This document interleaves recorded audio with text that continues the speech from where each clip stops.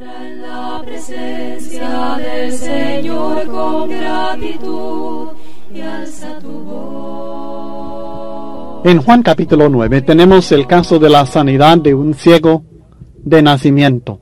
Este caso ilustra el progreso del conflicto entre Jesús y sus enemigos y también presenta un ejemplo maravilloso del desarrollo de la fe y lamentable del desarrollo de la incredulidad.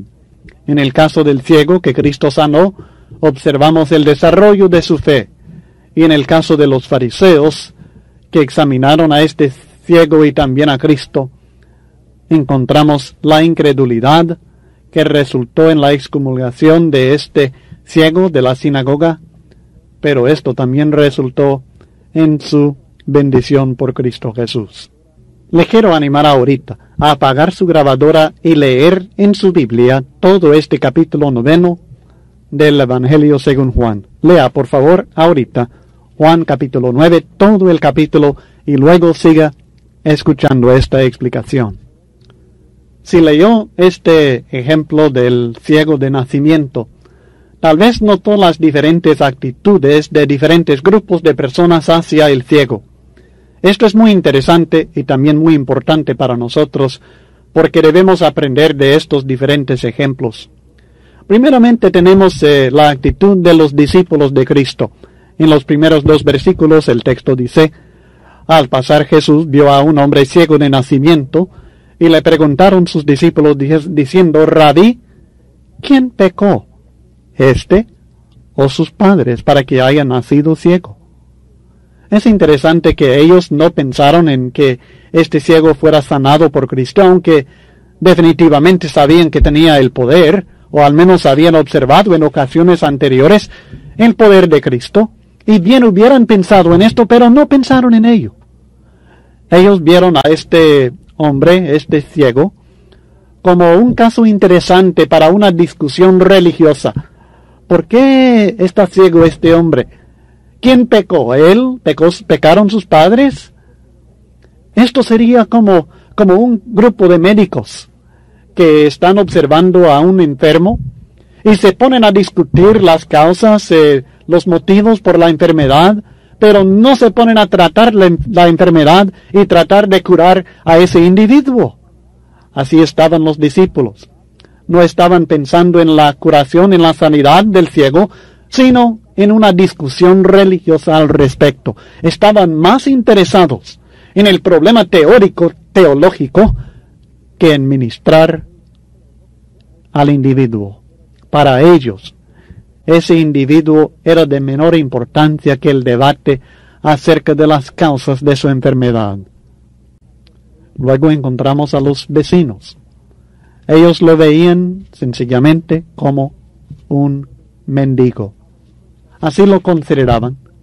No tomaban en cuenta otra cosa acerca de este hombre. Y así nosotros frecuentemente tenemos la tendencia de clasificar así o encasillar a las personas de esta manera. Los vecinos del ciego que encontramos sanado por Cristo en Juan capítulo 9 realmente eran indiferentes hacia este hombre. Es casi increíble, pero nadie manifestó gozo cuando este hombre fue sanado. Nadie le felicitó, nadie dio gracias a Dios. Ellos sencillamente lo tenían encasillado a él como un mendigo. Así lo consideraban. Los fariseos, en cambio, encontramos que veían a este hombre como un instrumento, una cosa que podían usar con su deseo de encontrar un testigo contra Cristo Jesús. Esto es lo que ellos deseaban. No estaban interesados en este hombre, no estaban interesados en el bienestar de él, no se interesaban en su sanidad ni en su ceguera.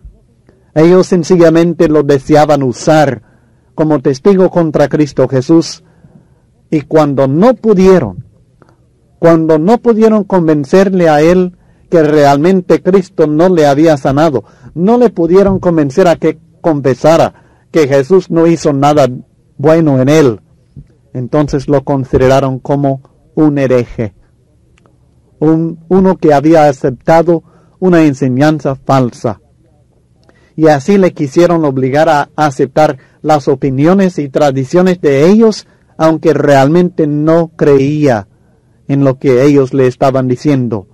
Y así lo juzgaron en bases que ellos mismos establecieron como fundamentales, sin tomar en cuenta la verdad ni la sinceridad de este hombre. Los padres de este ciego son otro caso casi increíble, porque ellos no querían involucrarse con su hijo, lo veían como un problema que querían evitar. Él tiene edad, pregúntele a él. No querían inmiscuirse en este problema. Ni siquiera los propios padres de este ciego manifestaron gozo por este milagro tan maravilloso de sanidad de un ciego de nacimiento. Jesucristo, en cambio, ve a este hombre como un ser humano con una necesidad urgente. Él no estaba interesado en la discusión teológica doctrinal acerca de las razones por las cuales había resultado ciego. Él optó por la acción, por ayudar, por ministrar, servir a este hombre. Para Cristo, este hombre, toda persona que tenía necesidad, estaba presentando otra oportunidad para que Él llevara a cabo la obra de Dios y por medio de esta obra glorificar a Dios mismo. Nosotros debemos analizar nuestro propio corazón y nuestra propia actitud hacia personas como este ciego. ¿Vemos nosotros a las personas como nada más casos interesantes para una discusión religiosa? ¿O encasillamos a las personas de diferentes maneras como un mendigo, un pobre, un rico, y con esto descartamos ya una relación personal con ese individuo? ¿Nos volvemos indiferentes hacia sus verdaderas necesidades? ¿Seremos tan crueles como los fariseos, tan rudos que usamos a las personas en vez de servirles en sus necesidades? ¿O seremos como los padres de este hombre, que queremos evitar los problemas y por tanto no nos involucramos en las vidas de los individuos para evitar problemas y compromisos que podamos adquirir al inmiscuirnos en asuntos que realmente decimos no nos corresponden, no nos tocan a nosotros? O seamos como Jesucristo. Veamos en toda persona sus necesidades más urgentes. Optemos nosotros por la acción en vez de la discusión. Optemos por servir en vez de usar. Decidamos nosotros ver las oportunidades que Dios nos da en las vidas de personas necesitadas, sea espiritual, emocional, moral o materialmente. Y llevemos a cabo en cada caso la obra de Dios, lo que Dios quiere que hagamos. ¿Qué haría Cristo con esta persona? Preguntémonos. Glorifiquemos a Dios por medio de lo que hacemos en servicio a la humanidad. Ahora consideremos el caso. Según el versículo 1, este hombre nació ciego. Por tanto, no había ninguna esperanza de que él se sanara. Él era ciego de nacimiento, y hasta ese tiempo ninguno que había sido ciego de nacimiento se había sanado.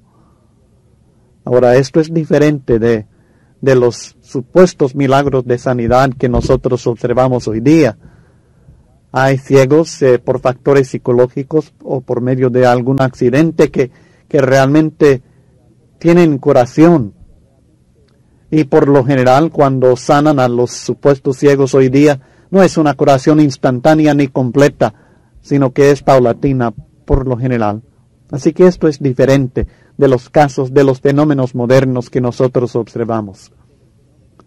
Pero en este caso, Cristo Jesús está manifestando que Él tiene poder, aún sobre lo que los hombres llaman el destino, o lo que algunos llaman la mala suerte. Jesucristo es Señor aún del destino, es Señor aún de la mala suerte, sea cual sea la causa de su ceguera. Jesús lo pudo sanar, algo que nadie pudo negar. Nadie pudo negar que este hombre fue sanado completamente. Todos, los discípulos del Señor, los vecinos, los padres y hasta los enemigos de Jesús reconocieron que este hombre realmente había sido sanado y que veía. Ahora los fariseos exigieron pruebas que realmente había sido ciego de nacimiento y encontraron las pruebas.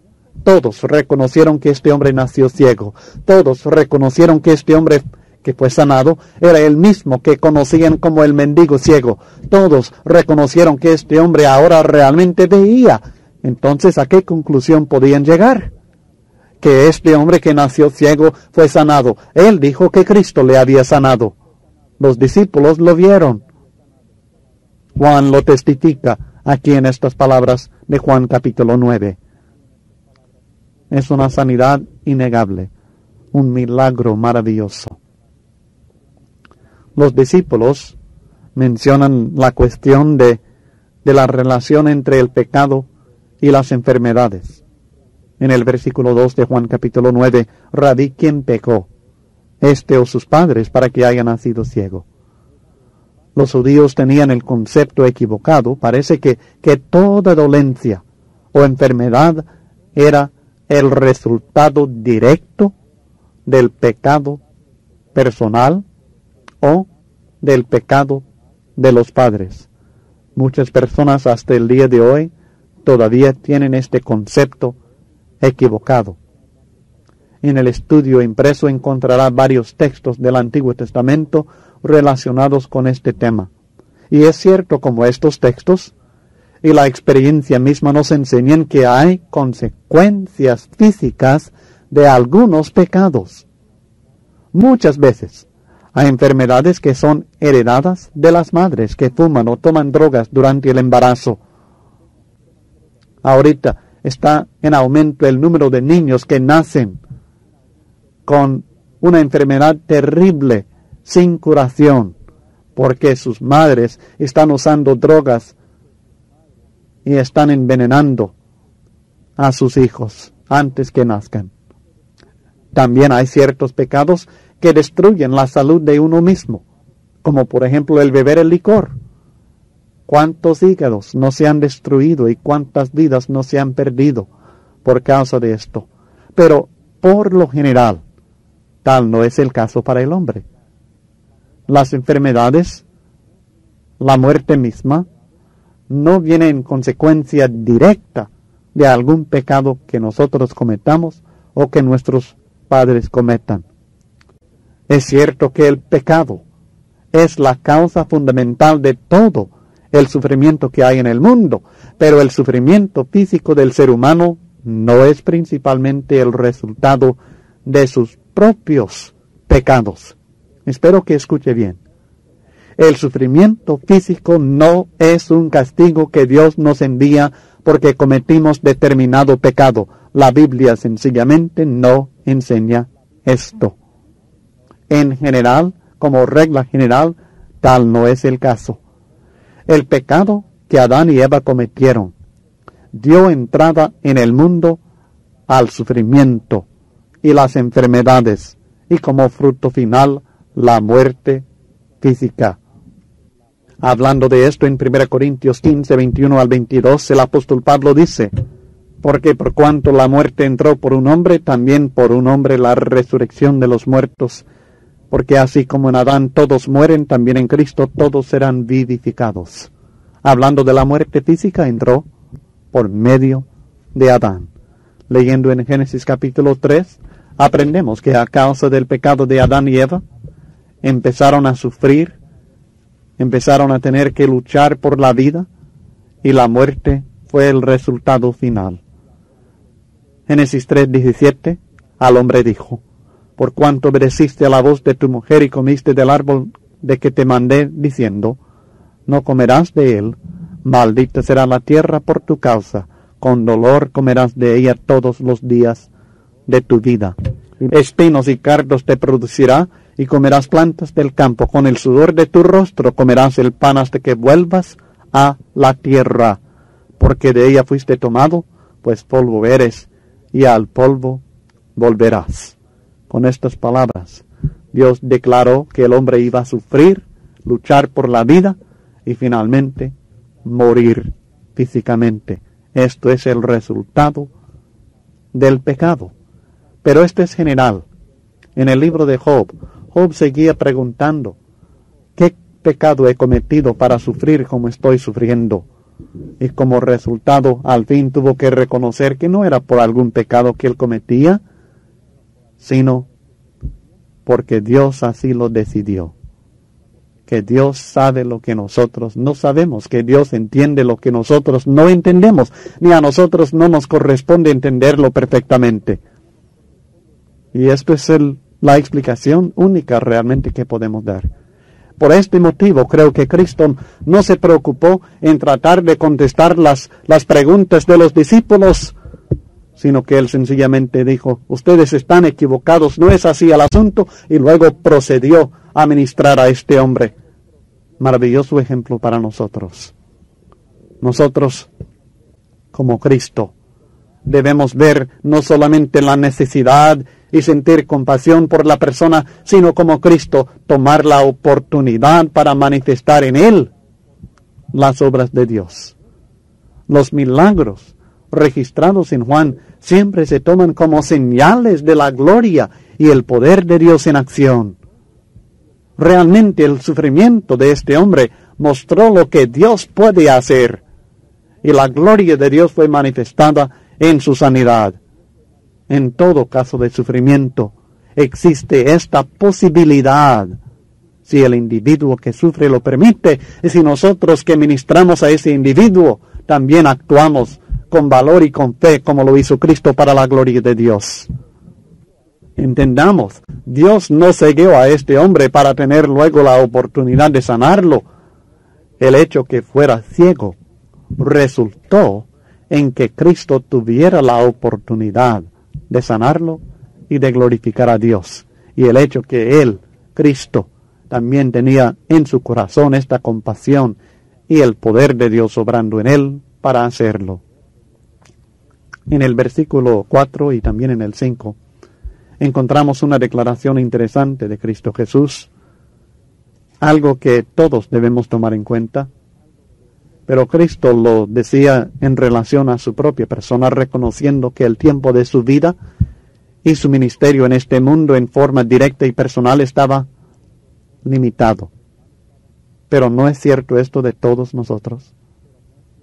Me es necesario hacer las obras del que me envió, entre tanto que el día dura. La noche viene cuando nadie puede trabajar, entre tanto que estoy en el mundo, luz soy del mundo.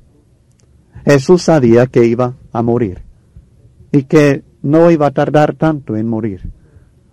Nosotros también reconocemos que vamos a morir, pero a veces olvidamos que es necesario que hagamos ciertas cosas. Aún el Hijo de Dios tenía ciertas obligaciones. Me es necesario, dijo. Hay requisitos que tenemos que cumplir si nosotros queremos tener comunión con Dios. Aunque no nos guste, no podemos hacer lo que nosotros queremos cuando nosotros lo queremos hacer y de la manera que nosotros queremos hacerlo sin tomar en cuenta a nadie, excepto aquellos que nosotros queremos tomar en cuenta. Hay cosas que tenemos que hacer que son necesarias. Aún Cristo lo reconoció. Me es necesario hacer las obras. Sí, las obras. Aunque personas que dicen que la fe es todo, ignoran que hay obras de fe, obras de obediencia, que son parte esencial del plan de Dios para nosotros, parte integral de la religión verdadera. Aun Cristo tuvo que hacer ciertas obras, aprendió la obediencia para llegar a ser nuestro Salvador. Hebreos capítulo 5, versículos 8 y 9, y ofrece la salvación a aquellos que le obedecen. La salvación por gracia no es salvación sin condiciones. No es salvación sin fe. No es salvación sin obediencia. La condición principal de la salvación por gracia es una fe obediente, una fe que obra. Me es necesario hacer las obras. Pero no cualquier obra. Me es necesario hacer las obras del que me envió. Ser muy trabajador no significa que agrademos a Dios. Hay muchas personas que son trabajadores, que trabajan mucho en lo material. Hay personas que trabajan mucho en lo espiritual, pero no conforme a lo que Dios dice. Es necesario hacer lo que Dios manda. Él es quien ha decidido cuáles son las obras que Él quiere que nosotros hagamos. Así que de nada nos sirve hacer las obras establecidas por los hombres, aunque seamos muy trabajadores, de nada nos servirán. En vano trabajaremos si no trabajamos conforme a lo que Dios nos manda. Pero también hay un límite de tiempo. Es necesario hacer las obras del que me envió, dice Cristo, entre tanto que el día dura. La noche viene cuando nadie puede trabajar. Ahorita es el momento que debo aprovechar para hacer las obras de Dios. Usted, si no ha obedecido a Cristo Jesús, debe obedecerle ahorita. No aplace la obediencia a Dios. Ahora es el tiempo que Dios le ha dado. No obedecer a Dios ahora significa desobedecer a Dios ahora. Y esto es cierto para el cristiano también. Hay mandamientos de Dios que nosotros a veces hacemos a un lado. Lo voy a hacer, pero enseguida. Voy a comenzar a trabajar más, pero enseguida. Lo que estamos haciendo es desobedecer a Dios ahora. Tal vez le obedezcamos enseguida si Dios nos presta el tiempo. Pero por el momento estamos en desobediencia. Las oportunidades para servir a Dios están limitadas al momento que estamos viviendo, el día de su vida. No lo olvide. El día de su vida durará solamente por cierto tiempo y terminarán las oportunidades de servir a Dios en esta vida. Es una enseñanza muy importante para todos nosotros. Me es necesario hacer las obras del que me envió, entre tanto que el día dura. El versículo 6 declara: dicho esto, escupió en tierra e hizo lodo con la saliva y untó con el lodo los ojos del ciego y le dijo: ve a lavarte en el estanque de Siloé, que traducido es enviado fue entonces, y se lavó y regresó viendo. Note 3 características importantes de esta sanidad. Fue instantánea, fue completa y fue comprobable. Sucedió en un instante. Y cuando empezaba a ver, veía perfectamente. Y todos pudieron comprobar esto y lo comprobaron por la evidencia que ya hemos considerado. Pero luego empezaron a discutirlo, a presentar argumentos al respecto, y vamos a considerar los diferentes argumentos que se presentaron acerca de esta sanidad. Algunos de los fariseos, según el versículo 16, decían: ese hombre no procede de Dios porque no guarda el día de reposo. Es decir, que ellos decían: todo hombre que es de Dios guarda el día de reposo. Este hombre, o sea Jesucristo, no guarda el día de reposo. Por tanto, llegaron a la conclusión que Jesús no es de Dios. Ese hombre no procede de Dios porque no guarda el día de reposo. Es lógico. Pero hay un error. Y el error está en su concepto de la ley sobre el día de reposo. Ellos suponían que Cristo no guardaba el día de reposo equivocadamente porque condenaban actividades que la ley no condenaba. Ni la letra ni el espíritu de la ley no condenaba lo que Cristo hizo. Ellos condenaban a Jesús entonces, no en base a la ley, sino en base a sus tradiciones, a su interpretación equivocada de la ley. Otros decían: ¿cómo puede un hombre pecador hacer estas señales? Y había disensión entre ellos. Estos decían: solamente hombres que son de Dios, que no son pecadores, pueden abrir los ojos de los ciegos de nacimiento. Este hombre ha abierto los ojos de uno que nació ciego. Entonces, Jesús es de Dios. Pero estos también realmente cometían un error en cierto sentido, porque ellos suponían que el poder de sanar en sí prueba que uno es de Dios. Y esto no es cierto. Cristo habla en Mateo 7, 21 al 23 de personas que hicieron milagros en su nombre, pero que no eran de Dios porque no hacían la voluntad de su Padre. Segunda Tesalonicenses 2 también habla de personas que tienen el poder satánico para hacer obras engañosas, para engañar a aquellos que no aman la verdad. Luego en los versículos 17 al 27 realmente encontramos a aquellos judíos que realmente no creían que el hombre había sido ciego. Entonces volvieron a decirle al ciego: ¿qué dices tú del que te abrió los ojos? Y él dijo que es profeta. Pero los judíos no creían que él había sido ciego y que había recibido la vista hasta que llamaron a los padres del que había recibido la vista. Y les preguntaron diciendo: ¿es este vuestro hijo el que vosotros decís que nació ciego? ¿Cómo pues ve ahora? Sus padres respondieron y les dijeron: sabemos que este es nuestro hijo y que nació ciego. Ahora esto lo dijeron sus padres y convencieron a las personas, a los judíos, que este individuo realmente fue sanado. Ellos argumentaban o decían en sus mentes que solamente hombres que son de Dios pueden abrir los ojos de los que nacen ciegos. Y como sabemos que Jesús no es de Dios, entonces Jesús no puede haber abierto los ojos de uno que nació ciego. Por tanto, este hombre no nació ciego. Ven cómo el argumento, ellos mismos se enredan en su propio argumento. Ellos decidieron que Jesús no era de Dios porque supuestamente había violado el día de reposo. Por tanto, rehusaron creer que este hombre realmente había sido ciego, aunque sus propios padres se lo dijeron. Luego en los versículos 30 al 33 encontramos el argumento muy interesante del ciego.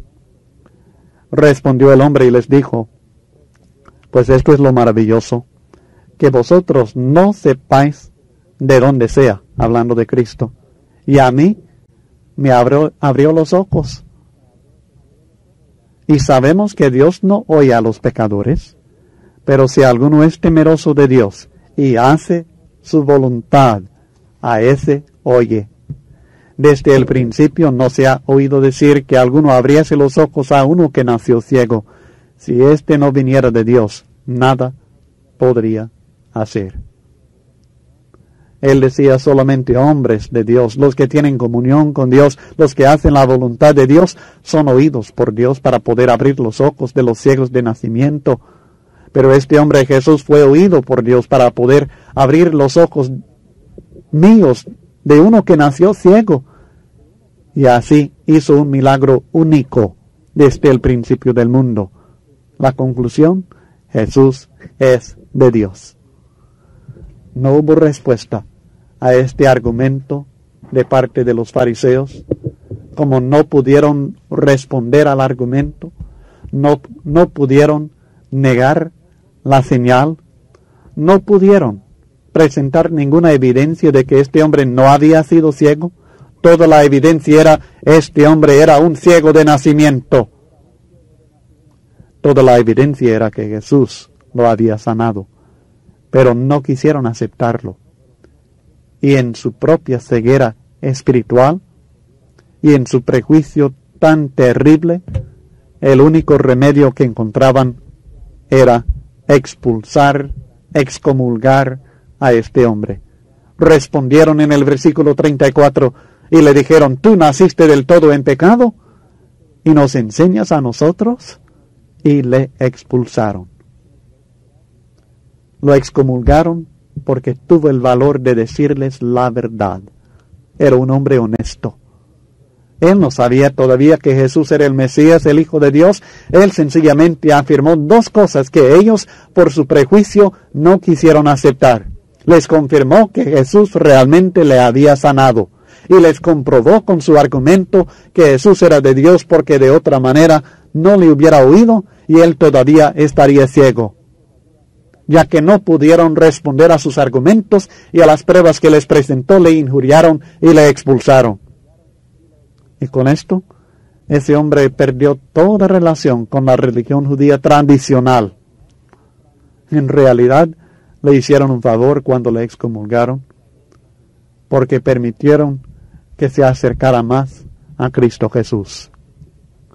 El texto dice, comenzando en el versículo 35, oyó Jesús que le habían expulsado y hallándole le dijo, ¿crees tú en el Hijo de Dios? Respondió él y dijo, ¿quién es, Señor, para que crea en él? Le dijo Jesús, pues le has visto, y el que habla contigo, él es. Jesús se reveló a este hombre. Primeramente el ciego consideraba a Jesús como un hombre nada más. Luego lo consideraba como un profeta. Y luego como hombre de Dios, que él estaba dispuesto a defender. Y ahora llega a reconocer que Jesús es el Hijo de Dios, que merece su adoración, aun en presencia de los fariseos que sea. Dijo Jesús, pues le has visto, y el que habla contigo él es. Y él dijo, creo, Señor, y le adoró. Dijo Jesús, para juicio he venido yo a este mundo, para que los que no ven, vean, y los que ven, sean cegados. Entonces, algunos de los fariseos que estaban con él, al oír esto, le dijeron, ¿acaso nosotros somos también ciegos? Jesús les respondió, si fuerais ciegos no tendrías pecado, mas ahora porque decís, vemos, vuestro pecado permanece. Para juicio he venido yo a este mundo, no para condenar, pero sí para juicio. Cuando un hombre se enfrenta con Jesús, este hombre es juzgado por su reacción al Señor. Jesús lo quiere salvar. Él quiere que llegue a tener fe como la que tuvo el ciego sanado, y le manifiesta toda su hermosura para tratar de convencerle, pero si el hombre no quiere ver, y por tanto rechaza la bendición de Dios que se le ofrece en Cristo Jesús, no le queda más que la condenación que él mismo ha causado por su falta de fe. Los que no ven son los que no tienen la iluminación divina. No tienen el verdadero conocimiento de Dios, ni gozan de la vida abundante que este conocimiento, esta luz maravillosa trae a su vida. Pero estos reconocen su condición, saben que tienen necesidad, así como el ciego que Jesús sanó sabía que tenía necesidad del Señor y de lo que el Señor le podía ofrecer. Los que ven, en cambio, son aquellos que piensan que ya lo saben todo. Por tanto, no aprecian la luz porque ellos piensan que ya no la necesitan. Creen tener la luz equivocadamente. Cristo vino para que en el encuentro con Él se aclarara esta distinción. Para juicio he venido yo a este mundo, para que los que no ven, los que saben que no pueden ver, los que están conscientes de su necesidad de iluminación, para que éstos vean. Y los que ven, los que creen que todo lo saben, que no tienen necesidad de ayuda, sean cegados. ¿Acaso nosotros somos también ciegos? Dijeron algunos de los fariseos que estaban presentes. Y la condición de ellos es que realmente eran ciegos. Pero en las palabras de Cristo, porque decís, vemos, vuestro pecado permanece. Ellos no reconocían que eran pecadores ciegos. Eran de aquellos que pensaban ver, pero no veían. No reconocían su ceguera y su necesidad de la luz de la vida, la necesidad de seguir a Jesús el Mesías. Era imposible que se salvaran conforme al plan de Dios, porque ese plan depende de dos cosas: reconocer su pecado, es decir, que uno es ciego, y apreciar la oferta de la salvación, la luz que Cristo nos ofrece. Para ellos era imposible esto. no reconocían su pecado y no apreciaban lo que Cristo ofrecía porque no pensaban necesitarla. Esto concluye nuestro estudio de Juan capítulo 9. Espero que conteste las preguntas de la sección número 12 sobre Juan 9, 1 al 41, antes de seguir estudiando en el capítulo 10.